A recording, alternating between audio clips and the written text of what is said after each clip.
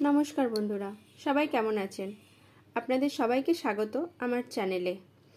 আজ একটা গল্প বলবো। গল্প না, একটা প্রশ্ন।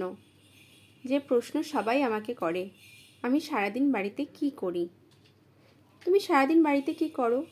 সত্যিই তো, আমি সারাদিন বাড়িতে কি করি? আমি তো পাশের বাড়ির মৌমিতা বৌদির মতো সকাল 9টার সময় ব্যাগ কাঁধে চাকরি করতে বার হই না।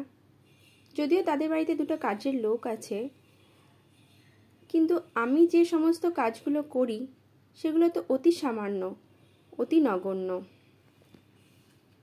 তাও আমাকে উঠতে হয় সকালে ভোরবেলায়, সবারই ওঠার আগে। কেন উঠি? সকালের খাবার, ছেলেকে স্কুলে পাঠানো, কাপড় কাচা, বাসন মাজা, ঘর মোছা। না, এই কাজগুলো তো বেশি বড় কাজ নয়, এই কাজগুলো অতি নগণ্য।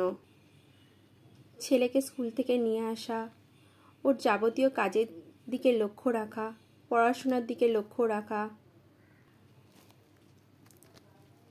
যদিও এই কাজগুলো ওর প্রতি আমার দায়িত্ব, কর্তব্য, মা হিসেবে, এগুলো তো কাজ নয়। তবে সারাদিন আমি বাড়িতে কি করি?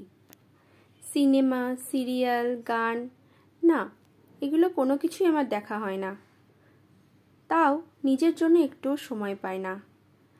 রাতে শুতে যাই সবারই শেষে, যদিও খুব ক্লান্ত থাকি। কেন থাকি বুঝতে পারি না। কাজ তো কিছু করি না। শুতে শুতে ভাবি আবার পরের দিন সকালে বাড়িতে থাকার গল্প। সত্যি তো, আমি সারাদিন কি করি? নমস্কার।